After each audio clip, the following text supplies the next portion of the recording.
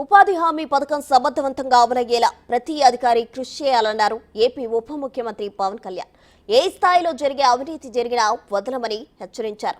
ఇక ఈ నెల 23న రాష్ట్ర వ్యాప్తంగా అన్ని గ్రామ పంచాయతీల్లో గ్రామ సభల నిర్వహణ చేపట్టాలని సూచించారు. దీనిపై అధికారులతో వీడియో కాన్ఫరెన్స్ నిర్వహించారు. గ్రామ స్వరాజ్యం దిశగా పనిచేద్దామని పిలుపునిచ్చారు. ఉపాధి హామీ పథకంలో చేపట్టాల్సిన పనుల ఆమోదం కోసం గ్రామ సభ నిర్వహణ, అందుకు సంబంధించిన విధి విధానాలపై దిశానిర్దేశం చేశారు. అలసత్వం వహిస్తే చట్టపరమైన చర్యలు తప్పవన్నారు.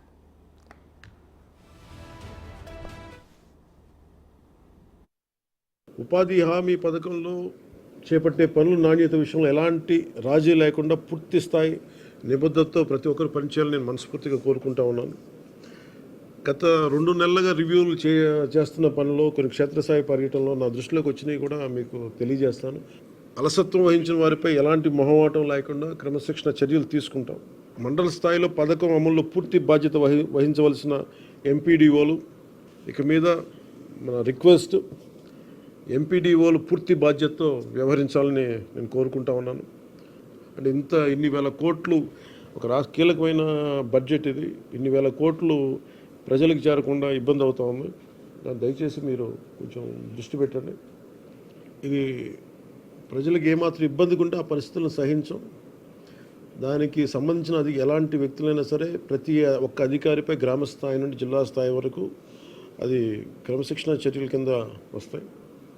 ఈ ప్రభుత్వం చాలా కమిటెడ్గా ప్రజలకి చెయ్యాలి అన్న చాలా బలమైన ఆకాంక్షతో ఉన్నాం. ఏ స్థాయిలో అవినీతి జరిగినా కానీ దాన్ని నిలువరిస్తాం. అవినీతిని ఏ స్థాయిలో కూడా దాన్ని వదలం. ఎఫ్ఏ స్థాయి నుండి పీడీ డ్వామా వరకు, సోషల్ ఆడిట్ గ్రామ స్థాయి ఆడిటర్ నుండి రాష్ట్ర స్థాయి డైరెక్టర్ వరకు అందరూ కూడా one will be accountable for this.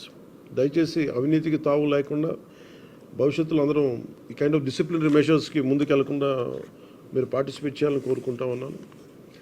అంతేకాదు బాధ్యతాయుతంగా సమర్థవంతంగా పనిచేసే అధికారులకు కూడా సిబ్బందిని గుర్తించి వారిని ప్రోత్సహిస్తాం.